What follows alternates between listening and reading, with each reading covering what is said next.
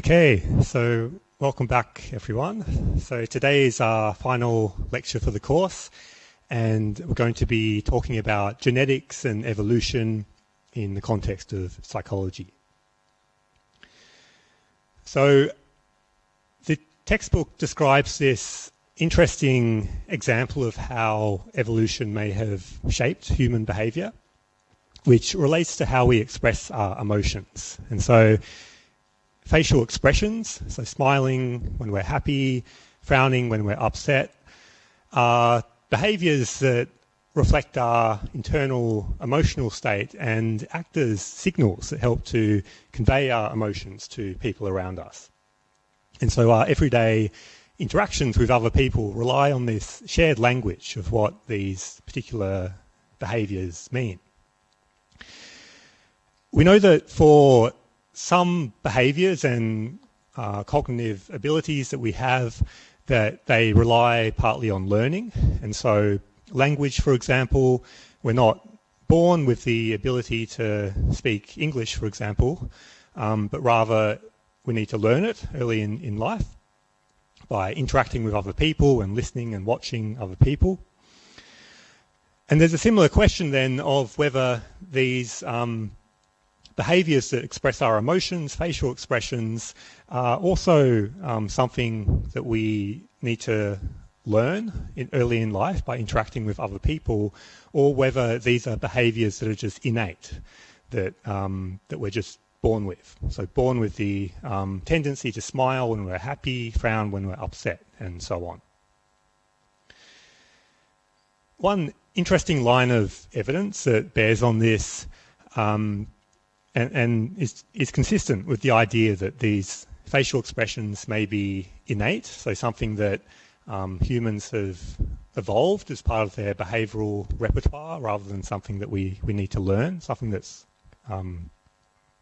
coded in our genes in some way, is this area of research that looks at the behaviours of people who are born blind. And so these are people who have never seen another person's facial expressions before, but oftentimes express their emotions in a very similar way to people with sight. And that's illustrated partly in this video that was posted by a man named Tommy Edison, who was born blind, and he has a YouTube channel where he talks about some of his experiences with blindness. A lot of comments, a lot of people are curious about smiling, right? And how I learned it, and who taught me. Me too. You know, it's funny. I was always afraid of the camera. You know, it was always sort of scary to me because it was just this little microsecond of time that was captured forever. So when I laugh, I can do the thing to smile, but I don't know if I can imitate it without laughing. So it's weird to me. It took me a while to kind of figure out the right way to do it, I think. Like if I'm listening to a song or whatever, you know, like for the first time and it's just blowing my mind, you know, I'm like, wow, it's so good. You know, somebody's playing is really good. You know, they're playing the guitar and it just makes me smile because it's so good. So, and I guess I remember what that feels like too, so I try and imitate that. Somebody must have told me, probably like in grammar school or something like that, when they're taking those class pictures and stuff, and they'd say smile. Yeah, and I was like, I don't know. I like this, right? Is that good? How am I doing? Now that's too much, right? But this is sort of, right? I think that's how you do it. Imagine I've been doing it wrong all this time. You people have been so nice. Okay, so he's never seen somebody smile before, but and he's at the end there he sort of notes how he's not even sure if he's doing it right, but we can see that he is sort of smiling much in the same way that anyone else does. There are studies that have looked at this in a quantitative way, and one example is illustrated here, where what they did is they recorded the spontaneous facial expressions of people who are born blind and a control group that in this case were their relatives. And then they quantified those expressions in terms of the particular muscle movements that were involved. So like raising of the eyebrows, contraction of the cheeks, sort of curling of the lip and things like this.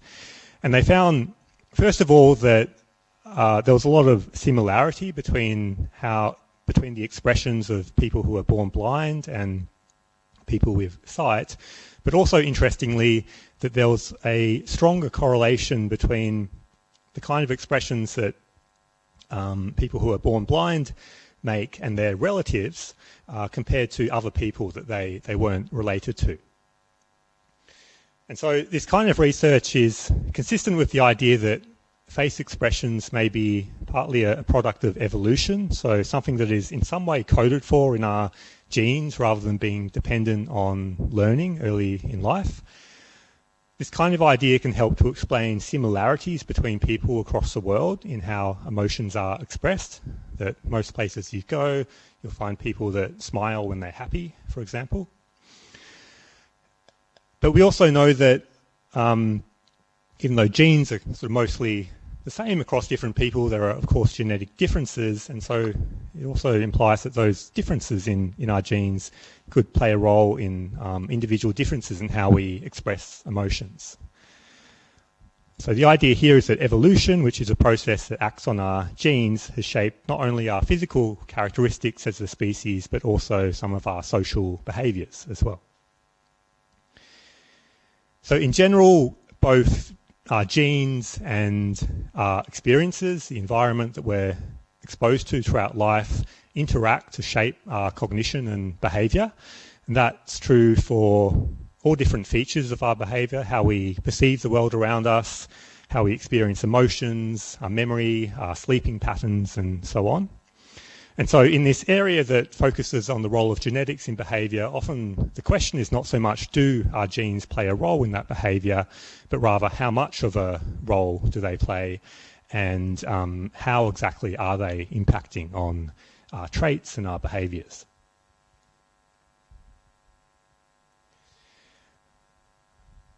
So the main idea with this lecture is that I would like to give you a basic sense of how it's possible for our genes to influence the function of our brain and our behaviour. I'm going to start by going through some basics of genetics, and then I'll give you a few specific examples of how genes can influence brain function. We'll then look at how we can measure the contribution that genes have on traits and behaviour. And then at the end, I'll talk a bit more about these different levels of explanation that we can appeal to in biological psychology, like the level of genes, the level of individual neurons, neural circuits, and so on. And to illustrate this idea, I'll tell you a little bit about autism and use this as a particular example. Okay, so by the end of the lecture, you should be able to outline how genes can influence the function of neurons and explain how the heritability of a behaviour can be assessed.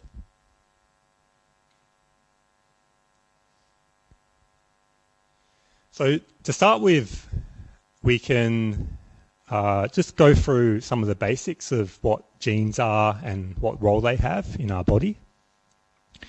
And so most cells in our body contain a copy of our genes, our genetic material, and these are housed within the nucleus of the cell. So what we're looking at here is a motor neuron, and within the cell body of the motor neuron is this structure, the nucleus, and within the nucleus is a copy of all of our genes, our genetic material. And that's true for all the neurons in our body and for most of the cells in our body as well. The nucleus contains these clumps of DNA that are called chromosomes. And so DNA stands for deoxyribonucleic acid. And these are molecules that are found in our body that form these long strands. And so, and these DNA strands can clump together into these larger structures called chromosomes. And so within the nucleus of each cell, there are multiple chromosomes which each contain a long strand of DNA.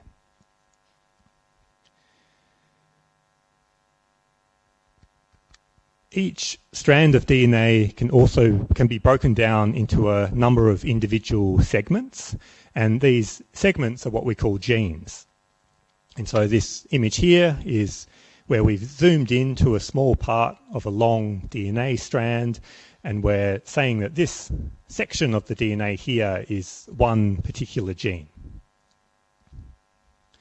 So in general, a molecule of DNA is like a long series of different genes.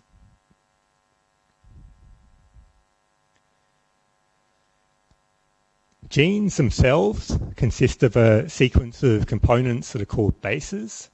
So these are just types of chemicals that are found in our body. There are 4 types of bases that are found in DNA. And a particular gene will be characterized by a particular sequence of these bases. And that sequence acts as a code that our body can use.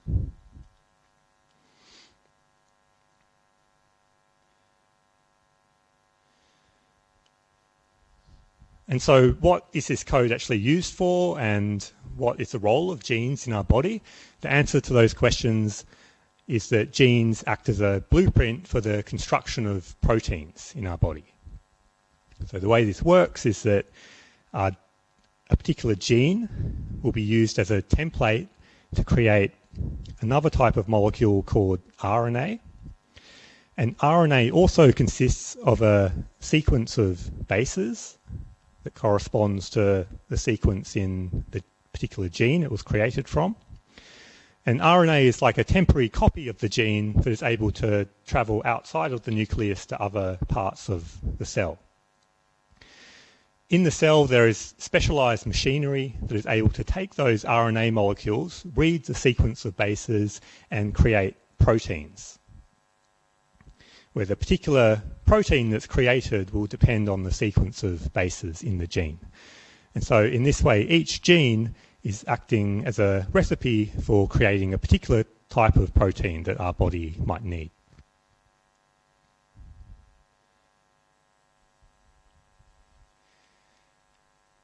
Proteins are a large class of molecules found in our body. There are many different proteins that have different roles in our body. And a given protein is made up of a series of components that are called amino acids that are linked together into a chain. So different proteins differ in the particular sequence of amino acids that make up the protein. So as an example here, we've talked about the sodium ion channel quite a bit in this course, and this is a kind of protein that's found in our brain. These images at the bottom here are a way of visualizing the structure of the sodium ion channel. So on the left here, we're looking at the channel from the side, if you like, where at the top is the part of the channel that sticks out of the cell membrane and comes in contact with the extracellular fluid. The part at the bottom is the bit that sticks into the inside of the cell, and in between is this channel that ions can move through. And so the sodium ion channel is made up of these strands of amino acids that is then kind of folded together to form this complex structure. And that's illustrated in the middle here with this kind of ribbon diagram.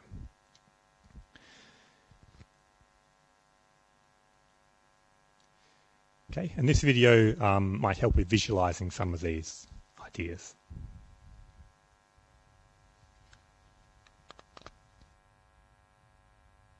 Here is a cell, the basic unit of all living tissue.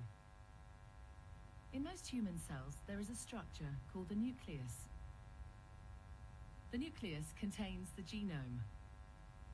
In humans, the genome is split between 23 pairs of chromosomes. Each chromosome contains a long strand of DNA, tightly packaged around proteins called histones. Within the DNA are sections called genes. These genes contain the instructions for making proteins. When a gene is switched on, an enzyme called RNA polymerase attaches to the start of the gene. It moves along the DNA, making a strand of messenger RNA out of free bases in the nucleus. The DNA code determines the order in which the free bases are added to the messenger RNA. This process is called transcription.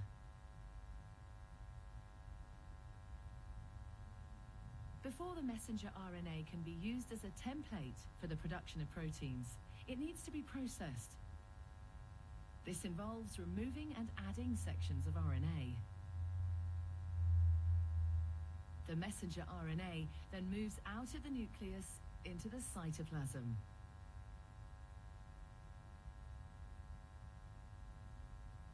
Protein factories in the cytoplasm, called ribosomes, bind to the messenger RNA. The ribosome reads the code in the messenger RNA to produce a chain made up of amino acids. There are 20 different types of amino acid. Transfer RNA molecules carry the amino acids to the ribosome. The messenger RNA is read 3 bases at a time.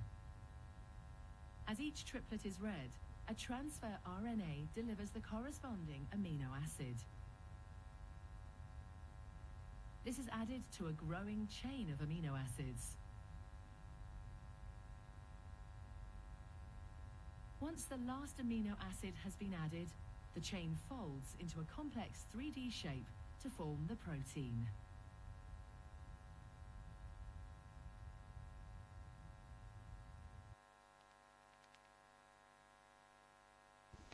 Okay, and so for any particular gene in our DNA, people can differ in the version of that gene they possess. And we call these different versions of genes different alleles or variants of the gene.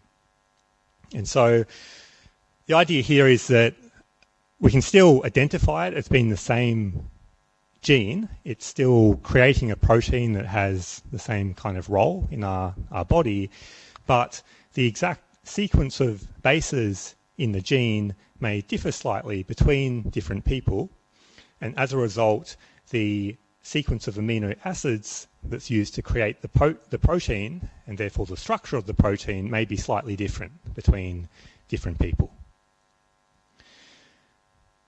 So as a result, each person may have different versions of each protein in their body. So the exact structure of the sodium ion channel in your brain is likely to be slightly different from that of the brain of the person next to you.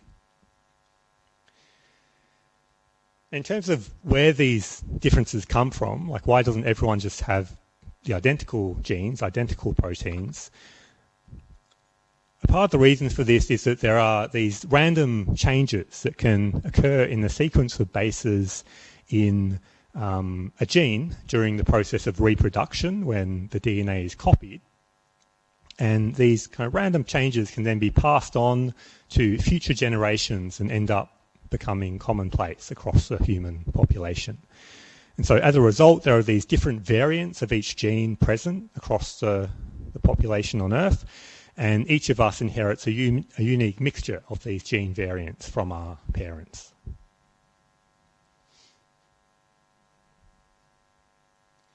So the key points here are that genes are providing the blueprints for constructing proteins in our body, and the differences between people in the DNA sequence contained in their cells can lead to differences in the structure of the proteins in their body.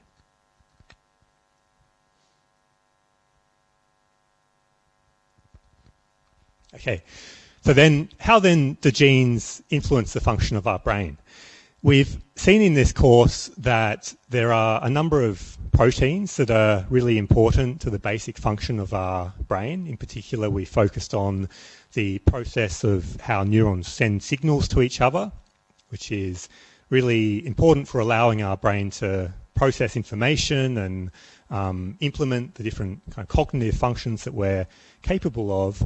And that process of communication between neurons relies on proteins like the sodium ion channel, the receptors that are found on the postsynaptic membrane at each synapse, as well as other structures that we've talked about in this course, like the sodium-potassium pump, for example. And so these are different proteins that are found in the membrane of neurons.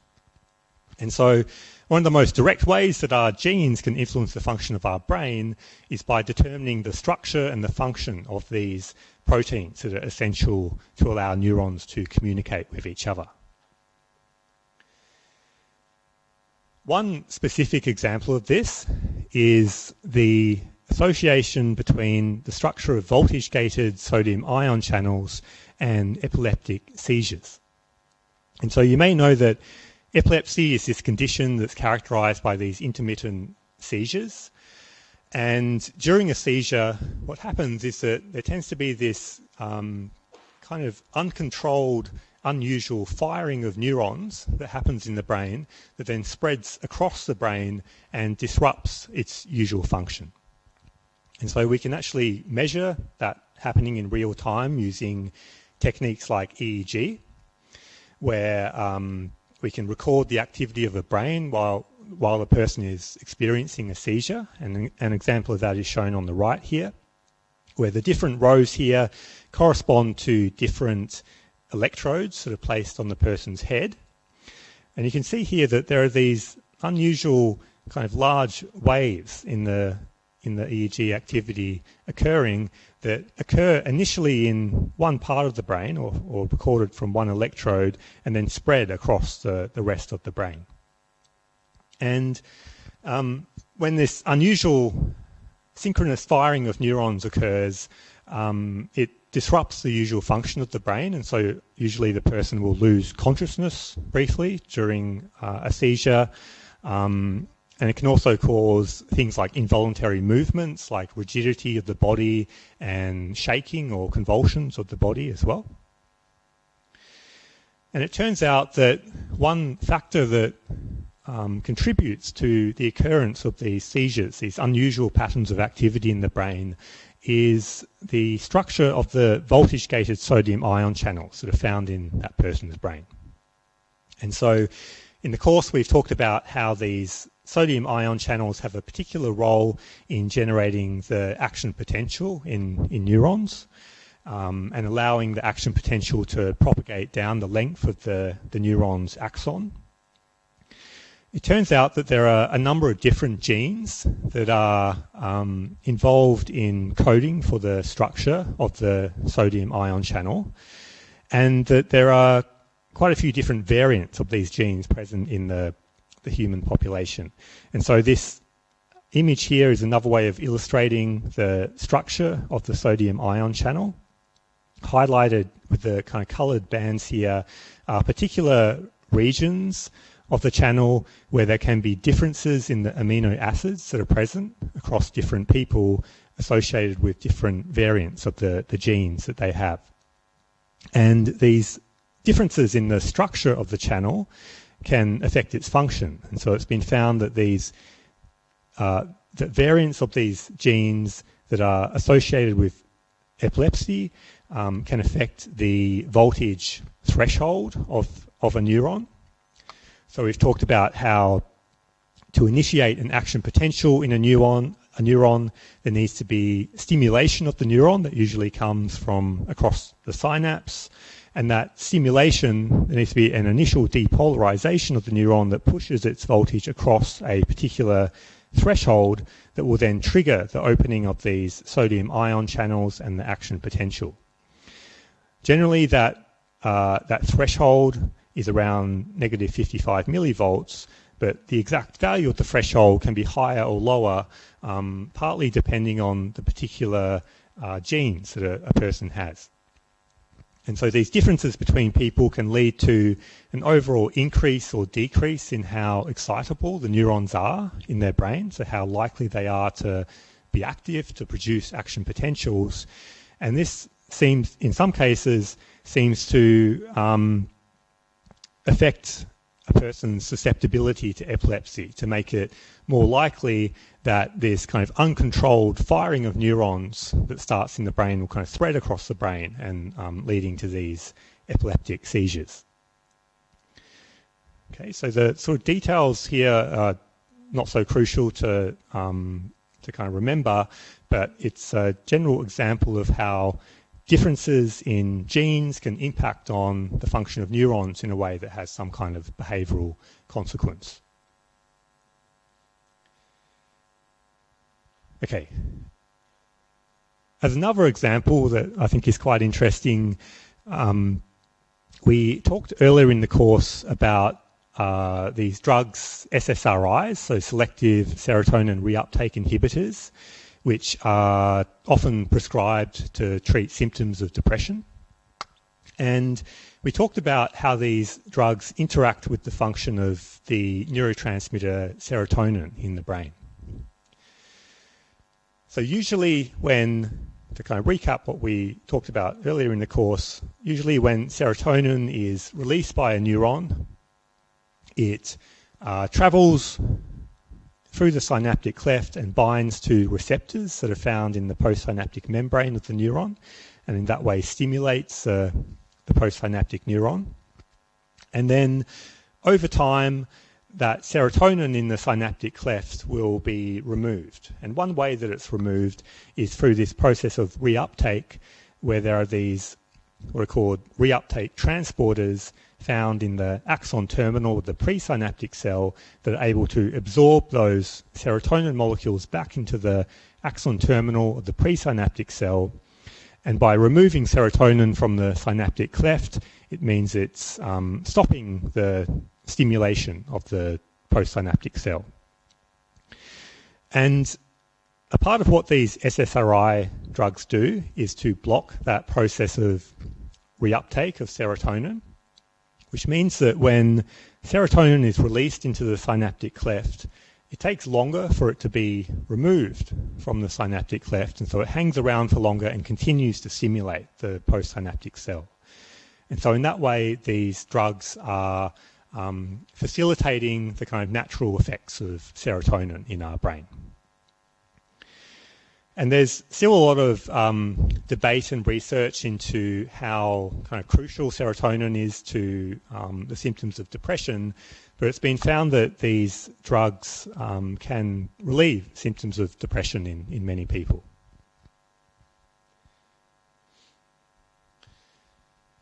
Interestingly, it turns out that there are also genetic differences between people that can influence the function of this serotonin reuptake transporter as well. So there are at least 2 variants of the gene that codes for the serotonin reuptake transporter, and that are found in the general human population. And these differences in the gene seem to affect what's called the level of RNA expression, how many of those RNA molecules are being created by the gene, and as a result, how many of the serotonin reuptake transporters are present in the neuron. And so you can imagine that if you have more of these reuptake transporters at the synapse, it would likely mean that serotonin that's released would be reabsorbed more quickly. Whereas if you have fewer of these reuptake transporters, the serotonin that's released may take longer to be removed from the synaptic cleft and continue to stimulate the postsynaptic neuron. And so in this way, this genetic difference between people that affects the function of this serotonin reuptake transporter may be leading to differences in the effectiveness of serotonin in the brain, if you like, that is kind of loosely comparable to the effects of SSRIs on brain function. And there is some evidence that these differences in genes can predict experiences of depression. There was one influential study that found that people with a particular variant of this serotonin reuptake transporter gene are more likely to experience depression following a stressful life event. But then further studies that followed up on that finding and tried to replicate and build upon it were less convincing. And so there's still this sort of very hot debate about to what extent the specific genes involved in the, coding for the serotonin reuptake transporter are explaining differences between people and how susceptible they are to depression. But I think it's quite interesting nonetheless as an example of how genetic differences between people can potentially affect brain function in a way that's comparable to how psychiatric drugs also influence the brain.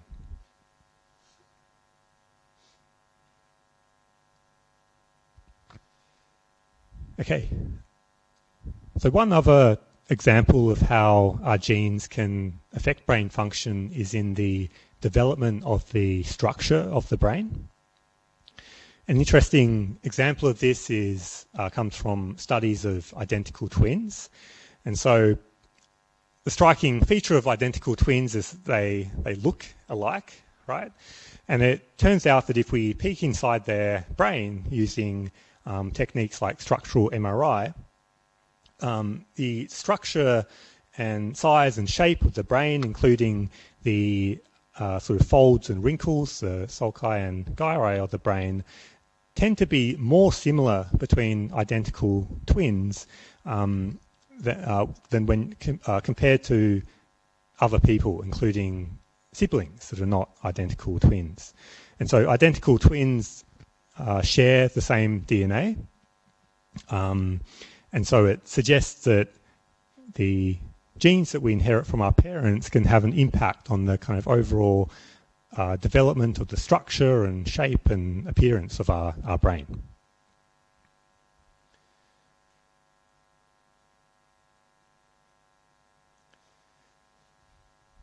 Okay, and then one final example to mention is that the production of proteins by our genes can also be adjusted dynamically during our life, so over short timescales, to reshape the function of our neurons.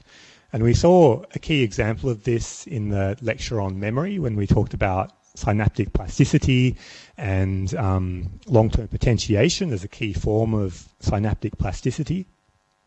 And we saw there that long-term potentiation occurs when there is strong depolarization of the postsynaptic cell that leads to these NMDA receptors in the membrane opening that allows calcium ions to enter the postsynaptic cell that have this special property that they can bind with other molecules inside the cell that are able to interact with our genes and affect gene expression, so meaning the extent to which the genes are creating proteins or being used to create proteins.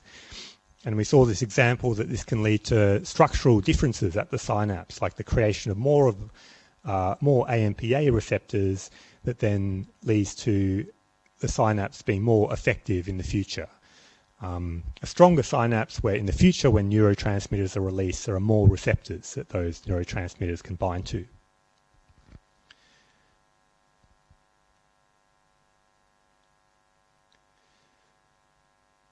Okay, so the key learning points here are that genes are blueprints for proteins, and that includes proteins that are involved in the function of our neurons, like receptors and ion channels.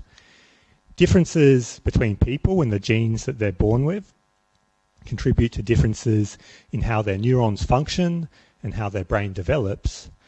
And genes can also be turned on and off dynamically in order to adjust the function of neurons in response to experiences that we have. And so long-term potentiation is one example of that.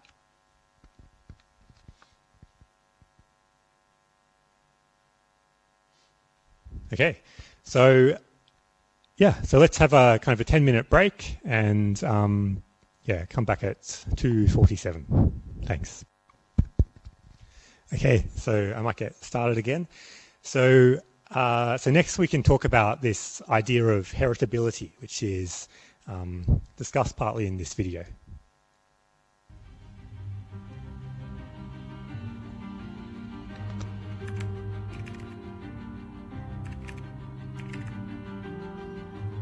My name is Dr. Nancy Siegel. I'm a psychology professor at California State University, Fullerton. What got me into twin research initially is that I am a fraternal twin and always fascinated with the similarities and differences, mostly differences that my sister and I have. And I used to wonder as a child how this could be if we had the same parents and same environments. And when I began to study psychology at the high school and graduate school level, I learned about genetics and how we all come into the world with predispositions of our own, and that explained why my sister and I were so very, very different. Well, I spent many years at the Minnesota Study of Twins Raised Apart looking at identical and fraternal twins who've been separated at birth. It's very important to include the fraternals because they're the natural control group. And let's think about the differences between those twins before looking at the insights. Identical twins share all their genes, having split from a single fertilized egg within the first 2 weeks after conception. Fraternal twins share half their genes on average. They result when a woman releases 2 eggs at the same time, and they're fertilized by 2 separate sperm. So they have 50% of their genes in common on average, like ordinary siblings. Comparing resemblance in identical twins to fraternal twins gives us a handle on whether or not genetics has an effect. It would if identical twins are more alike than fraternals, and they invariably are. Studying twins gives us enormous insights into how we come to be the way that we are. Twin studies are a natural model. We're looking at genetic and environmental influences on behavior, and what we are finding is that many more behaviors than we ever would have thought do have a genetic component to them. Genetics is not everything, but it does explain a great deal of why we differ one person to another. Well, let's start with looking at genetic influences on physical traits. We find that height and weight have substantial genetic components. We find that general intelligence has a substantial genetic component, a little bit less than some of the physical traits like height and weight and brain waves. But nevertheless, it's a substantial genetic component, as does special mental abilities. And then we drop down a bit when we get to job satisfaction. Probably the most surprising findings in the last 20 years or so have been that things like religiosity, how much you invest in religious activities and interests, and political attitudes and social attitudes have a genetic component to them. The beauty of identical twins raised apart is that they share only their genes and not their environments. So any resemblance between them is tied to their common genes. We find some amazing similarities in identical twins raised apart, many more than we ever would have anticipated.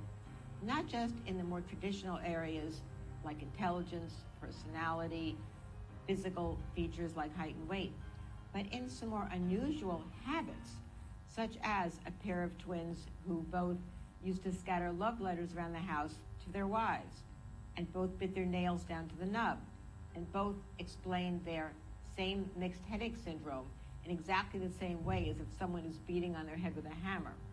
These are very challenging, and you can ask yourself, are they due to just random chance? My answer to that is no, they're not. And the rarer they are, the more I believe it's somehow tied to their genes and the way the genes interact with their environments to produce these kinds of unusual similarities. I think that the people who find it challenging or even disturbing are those who don't fully understand the process. They think that genes work in deterministic ways when in fact they work in probabilistic ways. And so it doesn't mean that we're set in stone, that we can't change. It means that we can change. We can alter environments to make behavioral expression different. We can work to prevent disease or to mitigate it. But we can't all be the same.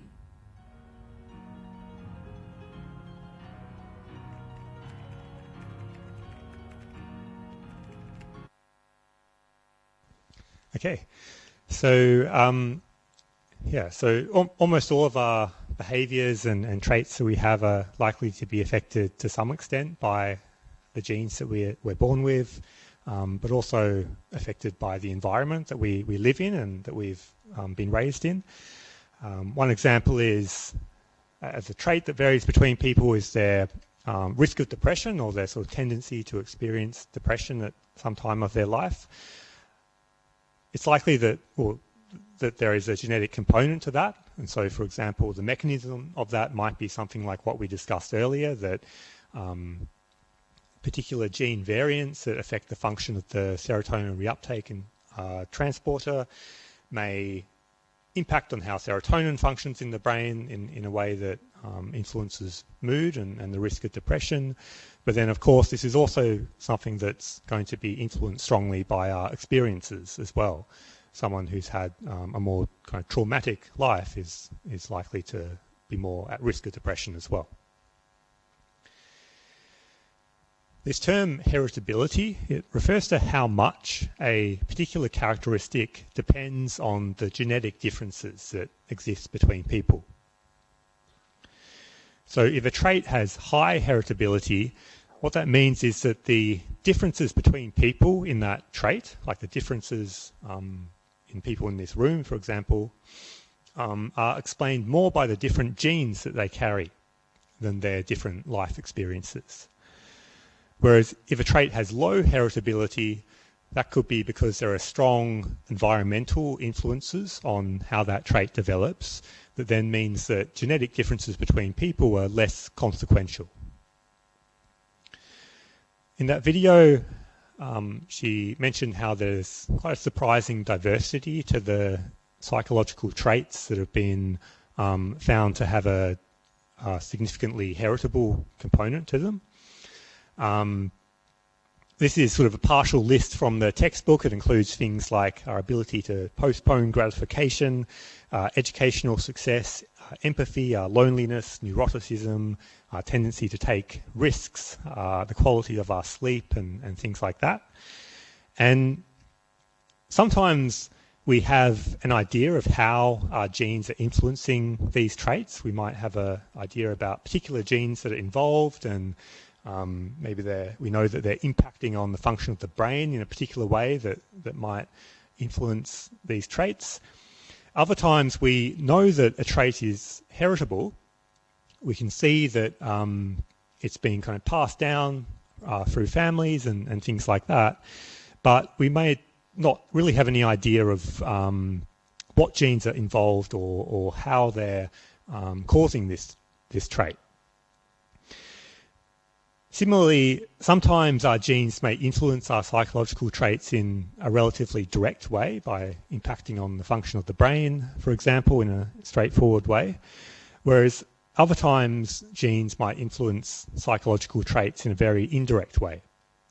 And so to give you a kind of hypothetical example of that, if you imagine that there are particular genes you can inherit that affect how athletic you are. So maybe they make you, they lead to you being stronger or more able to develop your strength through exercise. So they're affecting the kind of physical makeup of your body. It may be that if you have a kind of physical advantage in terms of athleticism, then you're more likely to participate in sports throughout your life. If you're exercising more throughout your life, that might influence your risk of depression, because we know that exercise can be a factor that influences risk of depression. If you're participating in sports a lot throughout your life, maybe that also protects you partly to some degree, from loneliness, because you have this hobby where you're going out and kind of meeting people regularly. Maybe that helps you develop friendships and the like. And so in that way, these genes will be contributing partly to the heritability of the psychological traits, depression and loneliness, but in this case only in this quite roundabout way by affecting the kind of physical makeup of your body.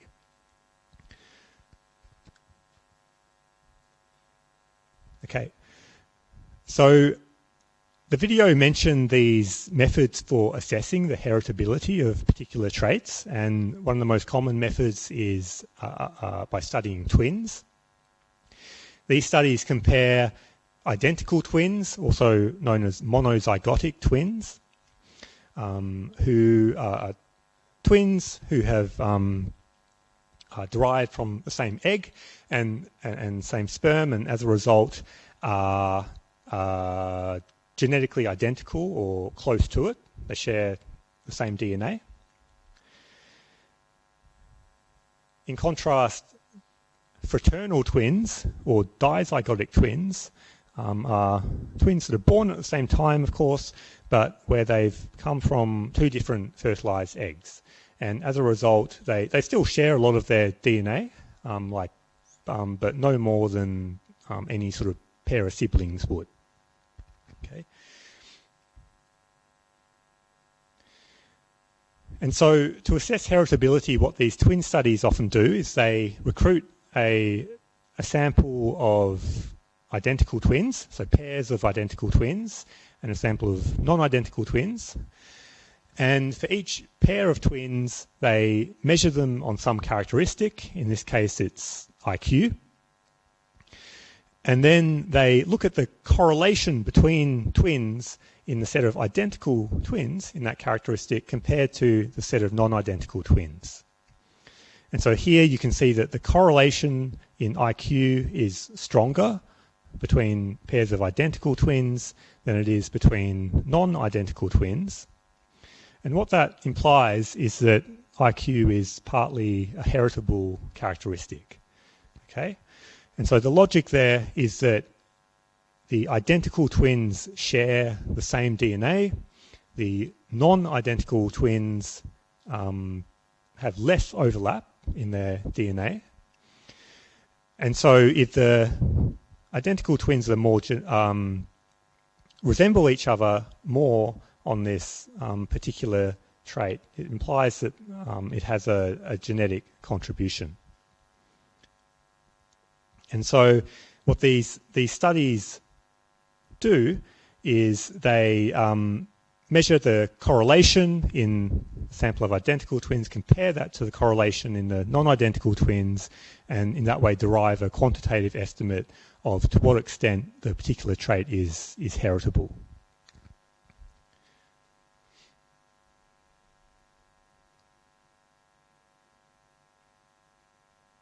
Okay, so the key learning points here being that heritability refers to how much the differences that occur between people are due to their different genes, as opposed to their different life experiences, and the extent to which a particular behaviour or trait is heritable can be estimated using these experimental methods like twin studies. Okay, so we can do a poll everywhere question at this point.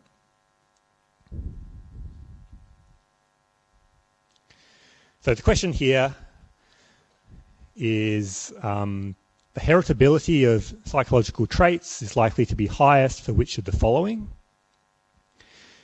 A community in which a few families control most of the wealth, a community with much variation between people in their diet, a community that provides an equally supportive environment for all, or a community that where everyone is genetically okay. So so sort of 2/3 of the class are saying D and about 1/3 saying C. And so maybe it's a bit of a tricky question. So C is actually the correct answer here. And so to explain why D is not correct is that heritability has this particular technical term, right, that refers to how much the differences that exist in a population, like the people in this room, for example, occur because of their genetic differences as opposed to their life experiences. And so in a community where everybody is genetically identical, the differences that exist between people can't be caused by their genes, because their genes are identical. Instead, those differences must be caused by differences in their life experiences or environment. The first three options here are sort of contrasting different communities in terms of the environmental differences that are present. And so the idea here is that in a community where there's greater income inequality or greater variation in the diet that people have access to, there are more of these environmental differences that people are experiencing that may have kind of shaped their development.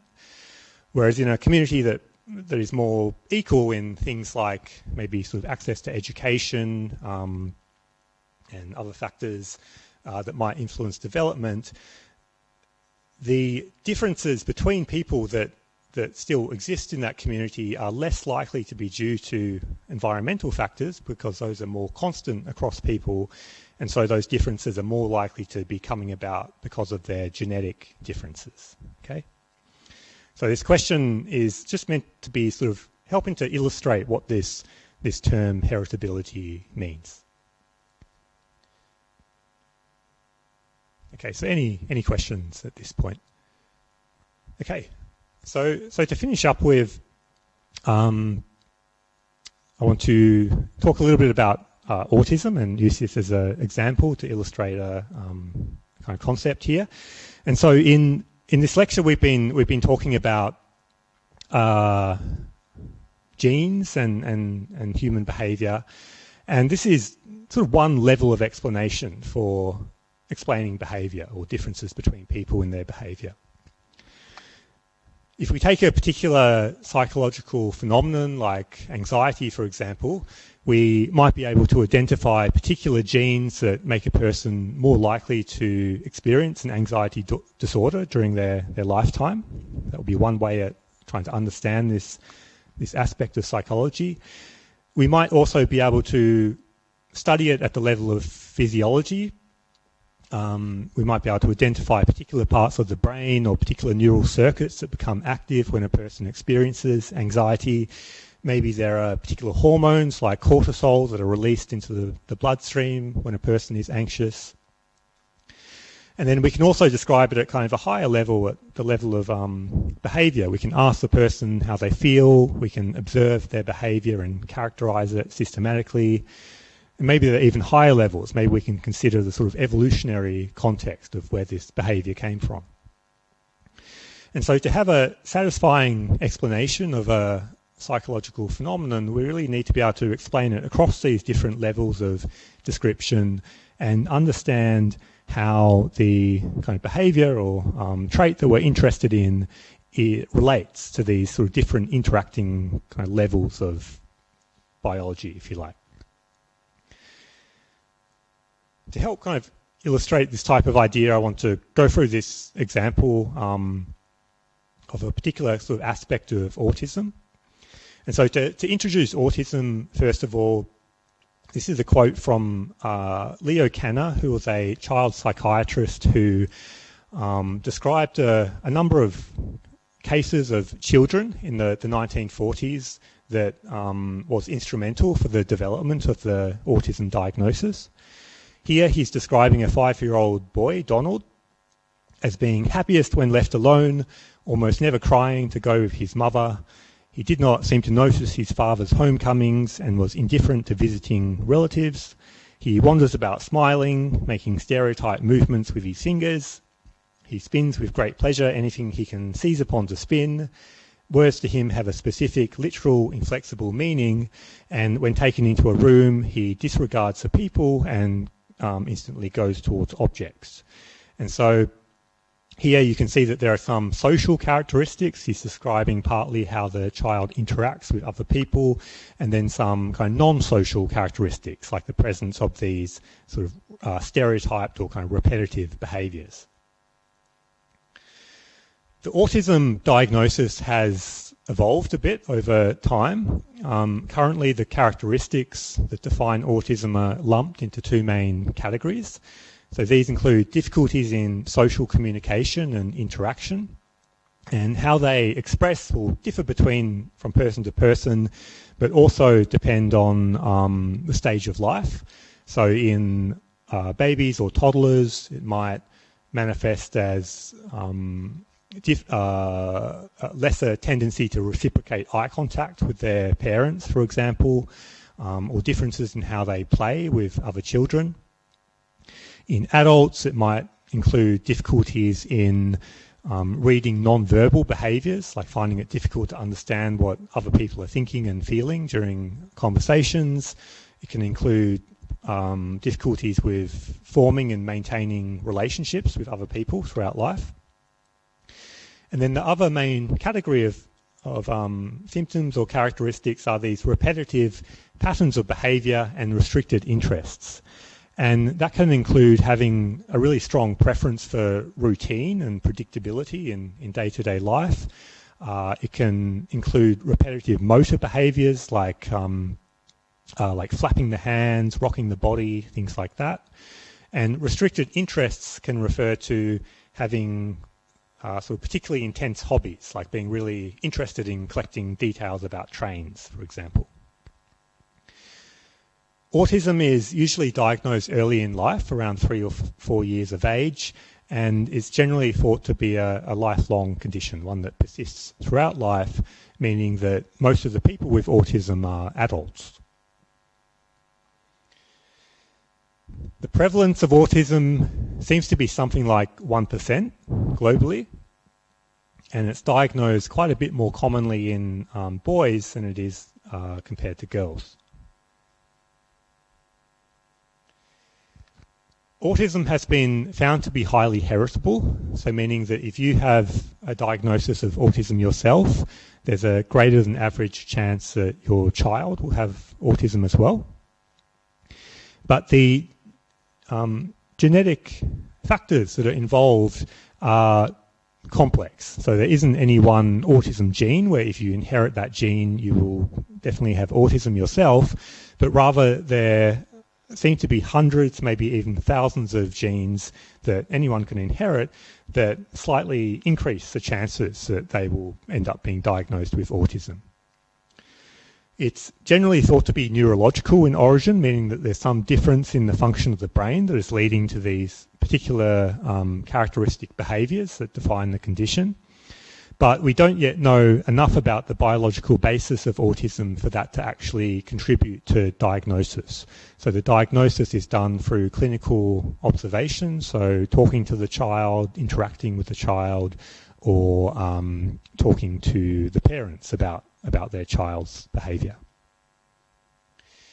This plot shows the number of scientific articles published on autism over the years, and you can see that in the last few decades there's been this explosion of research into autism, and a lot of that research has focused on the genetic basis of autism, as well as neurological differences that occur.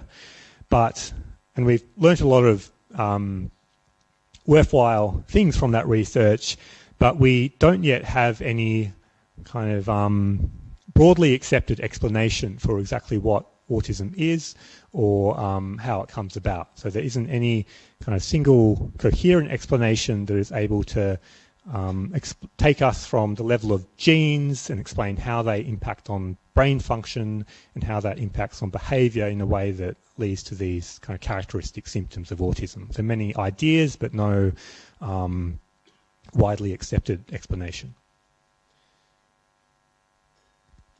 One characteristic of autism that's been receiving more attention from researchers in recent years are what are called sensory sensitivities. And this can include hypersensitivity to sensory stimulation, so finding sensory stimulation or kind of having sort of a over-responsiveness to sensory stimulation. That can include things like having difficulty tolerating bright or flashing lights, unexpected sounds or touch on the skin. It can include finding some everyday environments overstimulating or overwhelming, like finding something as simple as going to the supermarket kind of overwhelming because it's a kind of busy, unpredictable environment. Behaviours that may be about avoiding sensory stimulation, like looking down most of the time, avoiding eye contact with other people, and focusing on fine details of the environment that other people might not focus on. As one example of that, this is a quote from a woman named Donna Williams who has autism. She describes this situation. She says, "My bed was surrounded and totally encased by tiny spots, which I called stars, like some kind of mystical glass coffin. I've since learned that they're actually air particles, yet my vision was so hypersensitive that they often became a hypnotic foreground with the rest of the world fading away." So she's describing this situation where there's something like dust kind of floating around in the room, and her attention has been absorbed by these details of the environment that other people might not kind of notice or pay much attention to. And this is a video that tries to illustrate what it might be like to experience sensory sensitivities in day-to-day life.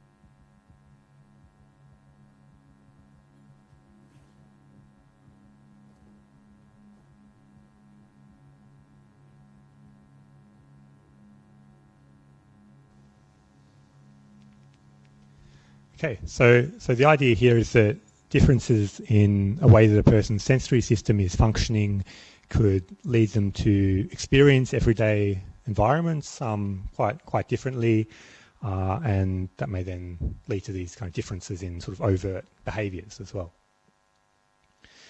That kind of video focuses on, I guess, negative aspects of sensory sensitivities, but there are situations where sensory sensitivities or differences in perception associated with autism may also be an advantage rather than a kind of disadvantage. One part of the autism story that has motivated some of the research into the condition are the particular cases of people with autism that display exceptional capabilities in kind of different areas. So one example is this man named Stephen Wiltshire, who's from the UK, who was diagnosed with autism when he was a child and has made a successful career as an artist. He's known for creating these really detailed drawings of cityscapes in particular. So here he's drawing Singapore. He kind of visited a number of years ago and spent a number of days making this drawing in, I think it was Paragon Mall in public, and you can see that there's this kind of incredible level of detail to his drawings that he apparently can reproduce often just from memory alone. And so if you're interested, this drawing is currently on display at Singapore City Gallery, which is, you may know, is this gallery on kind of urban planning in Singapore that's located just next to Maxwell Food Centre. Okay, so in addition to these sort of behavioural differences or capabilities that suggest potential differences in how a person's sensory system is functioning, there's also there's also evidence of differences in response of the brain to sensory input. One example are some studies that have found stronger activation in the primary sensory cortices of the brain, like area V1 for vision, the somatosensory cortex for touch, for example. And in people with autism when measured with techniques like fMRI. So this is an example of a study where the person is lying in the fMRI scanner, they're sort of touching their body, and they're measuring activity in the somatosensory cortex, and they're finding this stronger activation in people with autism, particularly those that experience the symptoms of sensory overreactivity in kind of day-to-day environments. Okay, so there's some evidence here for differences in how the brain is responding to sensory input, and differences in perception of the environment in autism. And there's a question then of what kind of neurobiological differences might cause this to come about. And one idea that's been suggested in recent years is that it may relate to the function of the neurotransmitter GABA in the brain. So we've talked about GABA in this course as having this fundamental role across our brain as an inhibitory neurotransmitter. So where neurons release this neurotransmitter in order to inhibit or decrease the activation of the activity of another neuron. There's evidence linking differences in the function of GABA to autism. So some of the genes that have been linked to autism are known to be those that code for the structure of the GABA receptor, for example. And another example is that there have been some post-mortem studies of the brains of people with autism that have found differences in the density or concentration of GABA receptors in certain parts of the brain. And so the idea then is that there may be a difference or a disruption in the GABA system in the brain that leads to a less inhibitory signaling in the brain that might impact on sensory circuits, impact on the brain's response to sensory stimulation, but also because GABA is this fundamental inhibitory neurotransmitter that's used widely across the brain, a difference in the function of GABA might then impact on many other aspects of brain function, which makes this idea appealing as a potential explanation of autism, where we know there are these many diverse symptoms across aspects of perception, social behavior, and so on. Yeah, so the idea here is that there may be reduced inhibitory signaling in autism mediated by the neurotransmitter GABA, resulting in a kind of imbalance in excitatory processing versus inhibitory signaling in the brain. Too much excitation and not enough inhibition. One study I mentioned earlier in the course, in the lecture on the synapse, provides some kind of evidence for this idea. What they did is they focused on particular genes that have been linked to autism in humans, and which are known to play a role in coding for the GABA receptor. And there's evidence that there may be a kind of disruption or reduced expression of these genes in people with autism, including in sensory neurons in the body that detect touch on the body. So in this study, what they did is they bred these genetically modified mice where they had disrupted the function of these particular genes linked to the GABA receptor, specifically in sensory neurons that detect touch on the body of the mouse. And so GABA inhibition in this context may have a role in regulating the experience of touch signals.